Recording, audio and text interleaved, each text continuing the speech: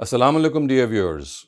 Today we are going to analyze another objection that has been raised against Ustaz Javed Ahmad Ghamidi and his views regarding the Prophet's night journey. It is also called Isra or Miraj. So it is said that Ustaz Javed Ahmad Ghamidi denies the miraculous powers of the Almighty because he thinks that this journey took place in a vision or a dream shown to him, whereas people believe that it was a physical journey. The Almighty took the Prophet to the skies, to the heavens, and showed him various views for his instruction. And Ustaz Ghamidi, according to people, he does not acknowledge this, and the reason perhaps is that he thinks that this is a miracle that is being shown in the case of the Prophet, and this is something which is untenable or irrational. So now we will come up to the answer or the response to this misconception. And the important thing to realize here is that Ustaz Javed Ahmad Ghamidi at the very outset says that this is a very bad misconception or a very incomprehensible thing which people have said, because as far as he is concerned, he believes in the miraculous powers of the Almighty, and if some miracle has taken place, there is absolutely nothing wrong with that, because God Almighty has the power to do that. The only thing is that we have to see whether the Quran itself has called that night journey as something which was done in a physical way, or is it something which shown to him as a vision or as a dream. So he surmises at the outset that we have to understand that as far as this night ascension is concerned, this Isra or Miraj is concerned, these are four independent incidents. And what has happened is that narrators of hadith have mixed them up, they have made them into one single incident. Whereas if we see, we'll find that they are four separate incidents. And then Ustaz Ghamidi analyzes these four separate incidents. The first three are found in the Quran, and the fourth one that we will discuss is found in the hadith. So let us now view them one by one. The first of them is mentioned in the 17th surah, verse number 1, and it says, Subhanallazi asra bi abdihi laylam min al-masjid al-haram ila al-masjid al-aqsa allazi barakna hawlahu linuriyahu min ayatina innahu huwas sami'ul basir. Exalted is the being who one night took his servant from the sacred mosque to that distant mosque, whose surroundings we have blessed, so that we can make him observe some of our signs. Indeed, only he hears and knows all. So Ustaz Ghamidi, while looking at this verse, says that the verse has actually depicted the fact that the Prophet was took one night from Mecca, from the Masjid al-Haram to the distant mosque, which is the Masjid al-Aqsa. Now, as far as this incident is concerned, the 60th verse of this same surah has said that this took place in a vision, and that particular verse calls it to be ru'ya. And interestingly, all the exegetes of the Quran acknowledge this. The 60th verse of the Quran actually says that this night journey took place in a ru'ya, which is dream or a vision. And as I said, all the exegetes, as pointed out by Ustaz Ghamidi, they say yes, that this 60th verse actually points to the first verse of the surah, which says that the night journey took place in a dream. However, the only thing is that they make a different interpretation of the word ru'ya. So I will come to that, but now first let us take a look at the 60th verse of 17th surah. وَإِذْ قُلْنَا لَكَ إِنَّ رَبَّكَ أَحَاطَ بِالنَّاسِ وَمَا جَعَلْنَا الرُّؤْيَا الَّتِي أَرَيْنَاكَ إِلَّا فِتْنَةً لِلنَّاسِ وَالشَّجَرَةَ الْمَلْعُونَةَ فِي الْقُرْآنِ وَنُخَوِّفُهُمْ فِيمَا يَزِيدُهُمْ إِلَّا طُغْيَانًا كَبِيرًا.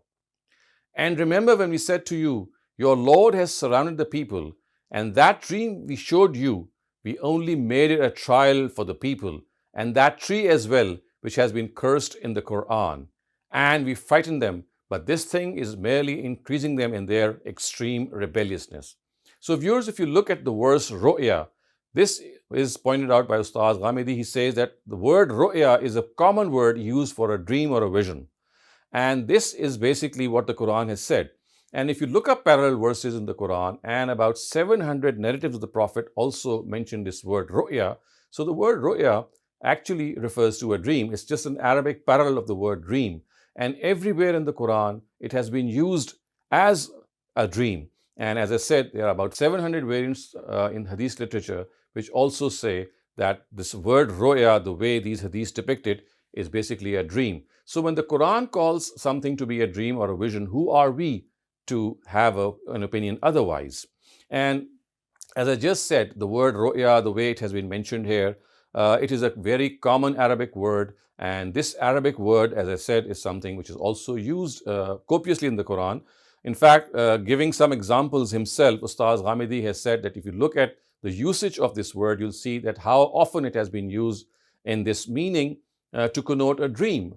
And he now gives an example from Surah Yusuf, and the verse says, إذ قال يوسف لأبيه يا أبت إني رأيت أحد عشر كوكبا والشمس والقمر رأيتهم لي ساجدين قال يا بني لا تقصص رؤياك على إخوتك فيكيدوا لك كيدا. Now look at the word رؤياك. Again, this is the same word that we are discussing. And its translation, which is done by all exegetes, is very similar. And it is, Father, I have dreamt that there are 11 stars in the sun and the moon. I see them prostrating before me. His father replied, Son, do not narrate this dream. La taqsus ru'yaka. Do not narrate this dream of yours to your brothers, lest they engage in a conspiracy against you. So this is verse 4 and 5 of Surah Yusuf, the 12th surah, in which the word ru'ya is used, and it means a dream. And every exegete of the Quran has actually translated the word ru'ya as a dream as well. And then another verse, again from Surah Yusuf, it says, وَقَالَ الْمَلِكُ إِنِّي أَرَى سَبْعَ بَقَرَاتٍ سَمَانٍ يَأْكُلُهُنَّ سَبْعُ أَجَافٍ وَسَبْعَ سُنبُلَاتٍ خُضْرٍ وَأُخَرُ يَابِسَاتٍ يَا أَيُّهَا الْمَلَوْ أَفْتُونِي فِي رُؤْيَايَ إِن كُنتُمْ لِلرُّؤْيَا تَعْبُرُونَ.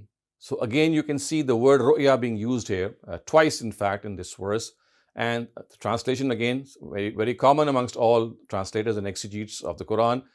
Then one day the king said to his courtiers, I dream of 7 fat cows being devoured by 7 lean ones, and 7 green ears of corn and 7 other dry ones, and they too are eating the green ones. Courtiers, interpret this dream for me if you have this skill of interpretation. So you can see again the word roya is being used as a dream, and all translators are unanimously translating it as dream. Still another example is from Surah Safat, the famous incident of sacrifice, Abraham intending to sacrifice Ishmael. The word is قَدْ صَدَّقْتَ رُؤْيَا إِنَّا كَذَلِكَ نَجْزِي الْمُحْسِنِينَ. So again the word ru'ya is used here, and it is said, and we call out to him saying, Abraham, you have fulfilled your dream. Thus do we reward those who do deeds befittingly. Again, you can see ru'ya is used here and it's translated as a dream. Finally, another example, this is from Surah Fath, the 48th surah. It says, لَقَدْ صَدَقَ اللَّهُ رَسُولَهُ الرُّؤْيَا بِالْحَقِّ لَتَدْخُلُنَّ الْمَسْجِدَ الْحَرَامِ إِنْ شَاءَ اللَّهُ آمِنِينَ مُحَلِّقِينَ رُؤُوسَكُمْ وَمُقَصِّرِينَ. God showed his messenger a true dream. Indeed, if God wills, you shall definitely enter the mosque in peace with hair shaven or shortened. So viewers, you can clearly see, as Ustaz Ghamidi has said, that as far as the Quran is concerned, everywhere in the Quran, wherever the word ru'ya is mentioned, it is translated by all translators and exegetes as dream. It is only at this one instance in Surah Bani Israel where it occurs that they have ventured to give it a different meaning. And that different meaning is that they think that the word ru'ya here means to see with the naked eye, to see something with your own eyes. So they call it as ru'ya al-ain. So one is ru'ya, which means that you are sleeping and you see something in your imagination or in your sleep. And they say that the word ru'ya is also used not only to see something in a dream, so it also means to see something actually, the way you would see when your eyes are open. Now, our exegetes of our hadith literature and other people have not been able to find any example of this usage in classical Arabic poetry. This is a very important thing that we have to know, that there's not a single place in classical Arabic poetry that they have pointed out that the word roya or dream is also something which means to see something when you are not in sleep. You are awake and you see with your eyes, and this is also called a roya. However, they have come up with a couplet of Mutanabbi, And also they have come up with an explanation of Abdullah ibn Abbas's interpretation of this word, according to which they think that this word also means seeing something by the naked eye. So the verse, the couplet of Al-Mutanabbi, if you take one of his hemistiches, it says, وَرُؤْيَاكَ أَحْلَى فِي الْعُيُونِ مِنَ الْغُمُزِ, which means your meeting is sweeter for eyes than sleep.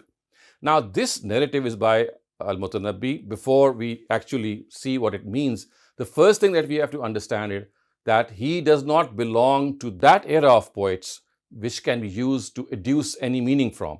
So we know that in Arabic literature, only those poets can be adduced from to take a meaning from their couplets of a particular word, who either existed in the pre-Islamic times or who found both the Islamic times and the Prophet's times. So the first of them are called the Jahiliyyah poets, and the second are called Al-Mukhadaramun.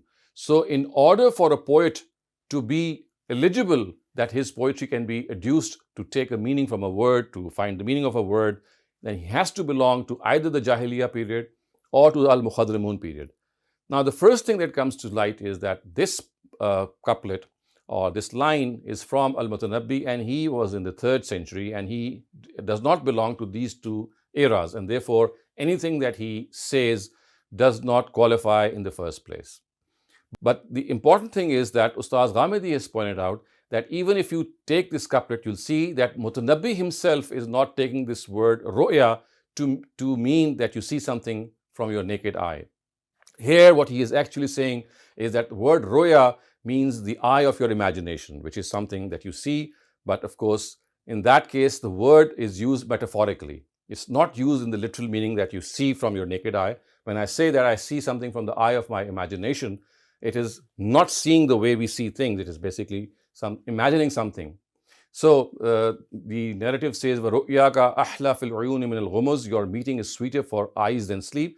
Again, the poet is telling us that the way that he has imagined his beloved is something which is much more sweeter than the eyes could have imagined if they were sleeping. So this is something which is clearly metaphorical use, or in other words, the word ru'ya here does not mean to see from the eyes as people have understood. It actually means to imagine something, which of course something entirely different.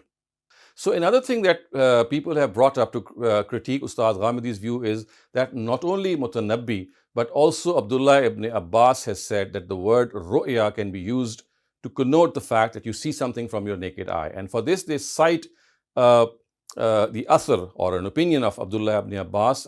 It's from Tabari, and it says that this word ru'ya is actually ru'ya ayn uriyaha Rasulullah sallallahu alaihi wasallam, which means that it is something that the Prophet saw from his eyes, or the word ru'ya means that he saw something from his eyes. Now again, this is something which people have understood, that perhaps Abdullah ibn Abbas is telling us that ru'ya also means to see from the naked eye. Well, Ustaz Ghamidi says that even this is not correct. Even Abdullah ibn Abbas is not saying this. Again, he's saying the same thing that we can see was said by Al-Mutanabbi in his couplet. So this word ru'ya ayn, what actually he means is the same as Mutanabbi's couplet has said, which means to see something from the eye of imagination. In other words, he was saying that this is what the Prophet saw from his eye of imagination. So in other words, it is not correct to say that Abdullah ibn Abbas was telling us that the word ru'ya also means to see something from the eye. And the critique which Ustaz Ghamidi has presented on Abdullah ibn Abbas's view, if we take this view to be the same as what he has understood, that is to see something from the eye of the imagination, is very simple. He says that if you are imagining something, then you are separate from that imagination. You know who you are and you're imagining something out of that. So this could be termed as ru'yal ayn. But if you look at the first verse of Surah Bani Israel, this cannot be applied there, because in that the person who is seeing and what is seen actually, they cannot be separated. They are one. So this cannot be spoken of that verse as well. So in other words, in the first place, Abdullah ibn Abbas never said that ru'ya ayn means to see something by the eye, as has been generally understood. In the second place, if whatever he has said is understood rightly, it actually means to see something by the eyes of his imagination, or one's imagination. And if this is correct, then The critique on this view is, if it is correctly ascribed to Abdullah ibn Abbas, that when you see that you are seeing something from the eyes of your imagination, then you know who you are, and the imagined thing is a separate entity. But in this case of Surah Bani Israel, the Prophet is part of that vision, if it is taken to be correct. So the Roya Ain also cannot be applied here.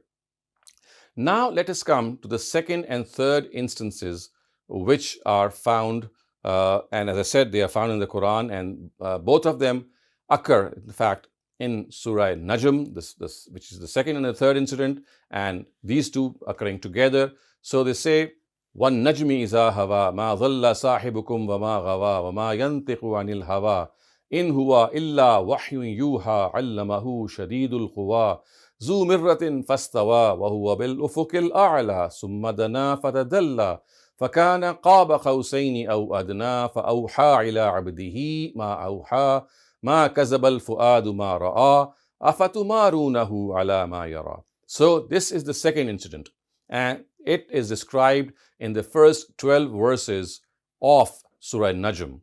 And the translation of these verses are, the stars when they fall bear witness that your companion is neither lost nor has he gone astray.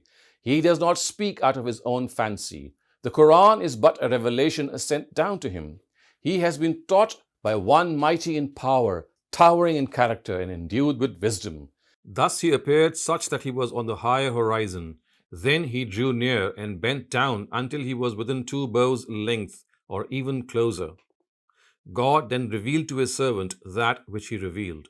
Whatever he saw was not his heart's delusion.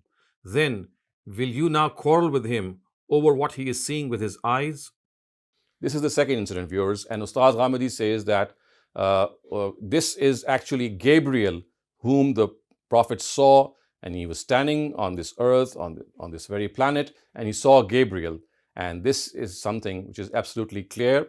And when people actually thought that this is not Gabriel but God whom the Prophet had seen, Aisha radiallahu anha corrected them, and he said that this is not correct. I am the first person who asked the Prophet, and he said that this incident in Surah Najm, as well as the second one, which I'm just going to cite, which comes right after it, they both speak of Gabriel being seen by the Prophet, not in a dream, not in any vision, but by his naked eye.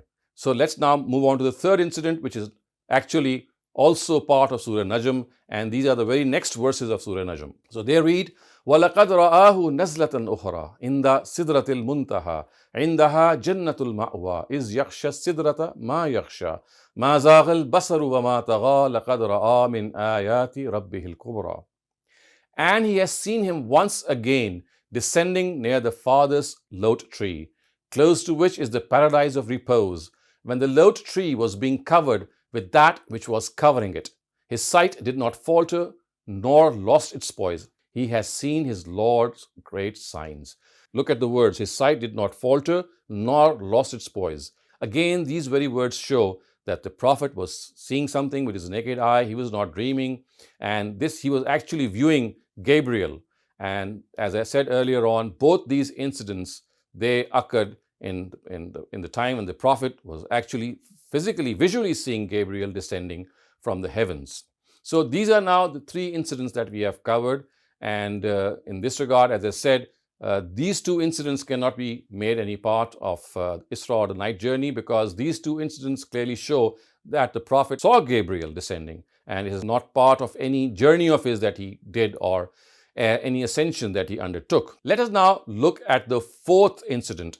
And this incident has been reported in various hadith books. We will narrate a text from Al-Jami al-Sahih of Imam Bukhari. This is text number 7517, and it is narrated by Anas ibn Malik. The night Allah's Messenger was taken for a journey from the sacred mosque, 3 persons came to him in a dream while he was sleeping in the sacred mosque before the divine revelation began. One of them said, "Which one of them is he?" The second said, "He is the best of them." The third angel said, "Take the best of them." Only that much happened on that night, and he did not see them until they came on another night after divine revelation came to him. So viewers, you can clearly see that in this initial part of this narrative, it says that this incident occurred before divine revelation began to Prophet Muhammad. So this is something to note. Now let us resume. At that time, his eyes were asleep, but his heart was not. And so is the case with the prophets. Their eyes sleep, while their hearts do not sleep. So those angels did not talk to him till they carried him and placed him beside the well of Zamzam. From among them, Gabriel took charge of him. Gabriel cut open the part of his body between his throat and the middle of his chest, which is his heart, and took all the material out of his chest and abdomen, and then washed it with Zamzam water with his own hands, till he cleansed the inside of his body. And then a gold tray containing a gold bowl full of belief and wisdom was brought, and then Gabriel stuffed his chest and throat, blood vessels with it, and then closed it, which is the chest. He then ascended with him to the heaven of the world and knocked on one of its doors. The dwellers of the heaven asked, "Who is it?" He said, "Gabriel." They said, "Who is accompanying you?" He said, "Muhammad." They said, "Has he been called?" He said, "Yes." They said, "He is welcomed." So the dwellers of the heaven became pleased with his arrival, and they did not know what Allah would do to the Prophet on earth unless Allah informed them. The Prophet Muhammad met Adam over the nearest heaven. Gabriel said to the Prophet, "He is your father, greet him." The Prophet greeted him, and Adam returned his greeting and said, "Welcome, O my son. Oh, what a good son you are." Behold, he saw two flowing rivers while he was in the nearest heaven. He asked, "What are these two rivers, O Gabriel?" Gabriel said, "These are the sources of the Nile and the Euphrates." Then Gabriel took him around that heaven, and behold, he saw another river at the bank of which there was a palace built of pearls and emeralds. He put his hand into the river and found its mud like musk of asfar. He asked, "What is this, O Gabriel?" Gabriel replied, "This is the Kausar, which your Lord has kept hidden for you." Then Gabriel ascended with him to the second heaven, and the angels asked the same questions as those on the first heaven. That is, "Who is it?" Gabriel replied, "Gabriel." They said, "Who is accompanying you?" He said, "Muhammad." They asked, "Has he been sent for?" He said, "Yes." Then they said, "He is welcomed." Then he, or Gabriel, ascended with the Prophet to the third heaven, and the angels said the same as the angels of the first and the second heavens had said. Then he ascended with him to the fourth heaven, and they said the same. And then he ascended with him to the fifth heaven, and they too said the same. And then he ascended with him to the sixth heaven, and they also said the same. Then he ascended with him to the seventh heaven, and they also said the same. On each heaven there were prophets whose names he had mentioned, and of whom I remember: Idris on the second heaven, Aaron on the fourth heaven, another prophet whose name I don't remember on the fifth heaven, Abraham on the sixth heaven, and Moses on the seventh heaven, because of his privilege of talking to Allah directly. Moses said to Allah, "O Lord, I thought that none would be raised up above me." But Gabriel ascended with him, that is the Prophet, for a distance above that, the distance of which only Allah knows, if he reached the lot tree, beyond which none may pass. And then the Irresistible, the Lord of honor and majesty, approached and came closer till he, Gabriel, was about 2 bow lengths or even nearer. Among the things which Allah revealed to him then was 50 prayers were enjoined on his followers in a day and a night. Then the Prophet descended till he met Moses, and then Moses stopped him and asked, "O Muhammad, what did your Lord enjoin upon you?" The Prophet replied, "He enjoined upon me to offer 50 prayers in a day and a night." Moses said, "Your followers cannot do that. Go back, so that your Lord may reduce it for you and for them." So the Prophet turned to Gabriel as if he wanted to consult him about that issue. Gabriel told him of his opinion, saying, "Yes, if you wish." So Gabriel ascended with him to the Almighty's presence and said, while he was in his place, O Lord, please lighten our burden, as my followers cannot do that. So Allah deducted for him 10 prayers, whereupon he returned to Moses, who stopped him again and kept on sending him back to his Lord till the enjoined prayers were reduced to only 5. Then Moses stopped him when the prayers had been reduced to 5 and said, O Muhammad, by Allah, I tried to persuade my nation Bani Israel to do less than this, but they could not do it and gave it up. However, your followers are weaker in body, heart, sight, and hearing. So return to your Lord so that he may lighten your burden.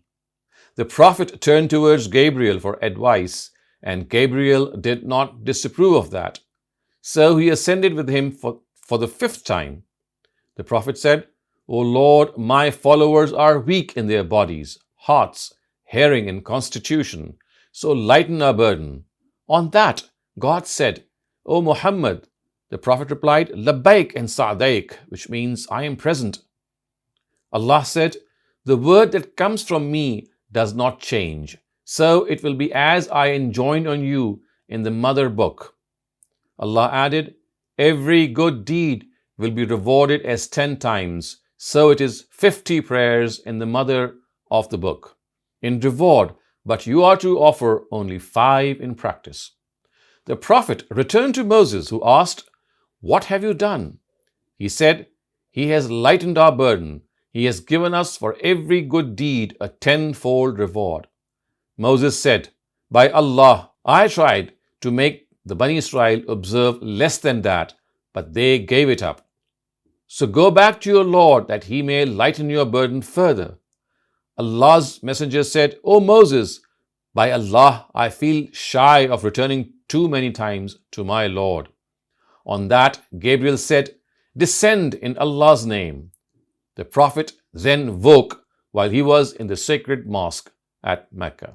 So viewers, if you look at this narrative, this is the incident which is mentioned in a hadith, and this is basically the Miraj incident, or the incident in which the Prophet went from this world to the heavens. And you can clearly see that in the first verse of Surah Bani Israel, there is no such mention of he ascending to the skies. It only tells us that he traveled from one mosque to another mosque. So basically the incident of Miraj or ascension or the night journey is something which has been inferred from this narrative. And this narrative, the way it has been reported by Imam Bukhari, he has cited these narratives one after the other, and they are from Anas ibn Malik, Abu Zar, Malik ibn Sa'sa, and Abu Huraira. So these are the 4 people. And again, in the case of Anas ibn Malik, you will find that he has narrated this incident from Abu Zar and Malik ibn Sa'sa as well. And in the one in which Anas ibn Malik has reported this incident, from whom this incident is reported by Sharik ibn Abdullah, is the one that I have just cited. And there is another variant from Anas ibn Abdullah which has been reported by Sabit al-Bunani. And it is this variant of Sabit al-Bunani which has been given preference by Imam Muslim, in which all the issues have occurred, in which all these 4 incidents have been mixed up and made one, and people have generally relied on them. But now look at how Imam Bukhari has taken them up. And if you look at them, you'll see that the narrative which Ustaz has picked up, which is from Sharik ibn Abdullah, how clearly it tells us that this incident is something which took place in his dream, because it starts off with this fact that he was dreaming when 3 people came. And then it said that this was done before he was given or called for prophethood.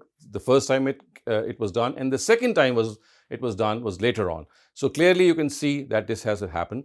And when the narrative ends, the important thing is, look at what the words are. Then the Prophet woke while he was in the sacred mosque at Mecca. So you can see that this narrative is clearly in line with what has been said in the Quran as well, that this is something which took place in the dream, although this is a very separate incident. It has nothing to do with the Isra incident which has been mentioned in the Quran in Surah Bani Israel. This is a separate incident, and if you look at this separate incident and look at the narrative or the variant which is recorded by Sharik ibn Abdullah, it tells us that it was something which happened in a dream. Now, Of course, Sharik ibn Abdullah is someone who has been in Pagan. He's someone about whom it is said that he did not have a bad memory. He would post place, he would pre-place things, he would mix up things. But again, if you have to look at this narrative, then you will have to tell us, or at least divulge how Sharik ibn Abdullah has been up to what he has generally been guilty of. For clearly, one of the allegations which are made against his narrative is that it speaks of this incident occurring before the Prophet being called to prophethood, because you see it has said that it occurred when 3 people came to him in his dream before he was commissioned as a prophet, and then it happened again. But this allegation does not hold, because we can see if the incident of Miraj took place, as we see that earliest estimation about is 15 months into the Nabuwah, and some people say it was before Hijrah, whatever the time. But this particular allegation cannot be leveled against this narrative, because you see in this narrative, there are 2 separate visions engulfed in one. So in the first vision, or it can be said 2 separate incidents in that vision, that in the first instance, when these people came, it was before Nabuwah, and in the second instance, it was after Nabuwah. So clearly, if whatever happened after Nabuwah, it happened clearly as this narrative says, or whatever the content says, once he had been commissioned. So you can clearly allocate both these incidents within the narrative to be different, and therefore this allegation does not hold. So in other words, we can see that as far as this narrative is concerned, it clearly shows that it also occurred in a dream. And if you look at the 3 other variants which Imam Bukhari has cited in his Al-Jami al-Sahih, although they do not mention the word that he was sleeping, but if you look at, as you see, all the variants, and including this variant by Sharik ibn Abdullah, there is nothing wrong to assume at all that as far as this variant of Sharik ibn Abdullah is concerned, it is depicting the true picture that the Prophet was sleeping and this whole thing took place in his vision or in a dream. Now, finally, viewers, before we end up this discussion, one important thing is that what exactly was the significance of the dream, which is shown at least in the case of Isra, which is the first of these instances. You see, it has been said that the Prophet was taken from the Baitullah or the Baitul Haram to the Baitul Maqdis. And if the symbolism in this dream is understood, it actually means that it was the Prophet who would be consigned with the Baitullah and the Baitul Maqdis, or the reins of the Baitullah and the Baitul Maqdis later on. It was like a prophecy shown to him. It were glad tidings that were given to him that one day he will be given the custodianship of both these mosques, the way has been taken from one mosque to another. They will come into his custodianship. The people, the mushrikun or the idolaters in the case of the Baitullah, and the people or the Jews and the Christians who were in charge of the Baitul Maqdis, as far as they are concerned, they have not fulfilled their duties towards these respective mosques. The Israelites or the Bani Israel, they proved to be dishonest in their duty. The idolaters also proved dishonest in their duty. So now the custodianship of both these mosques will be assigned to him. So this is basically the symbolism that is found in the first Isra incident, which is of course called a dream by the Quran. The last one, which you can see again, which is found in the Hadith of Imam Bukhari, shows how the Prophet was traveled in his dream, and how these prayers are actually meant to depict the fact that basically a person is meant to worship the Almighty all the time, and it is as if saying that he should be given 50 prayers, or he should offer 50 prayers. And when the burden was lessened and it came to 5, again this is a symbolism to tell us that, well, basically we have to remember God at all times, but at least on these 5 occasions it is mandatory. So again, we have to interpret the contents of this dream in a way that satisfies the symbolism. So to sum up, we can say, dear viewers, that as far as this objection is concerned, it does not hold any ground. These are 4 separate incidents which Ustaz Ghamidi has pointed out, and they were made into one by narrators. They are separate. 3 of them are mentioned in the Quran. We have seen them, and 1 of them is mentioned in Hadith. 2 of them occurred in a dream or a vision shown to the Prophet, and 2 of them were real life incidents.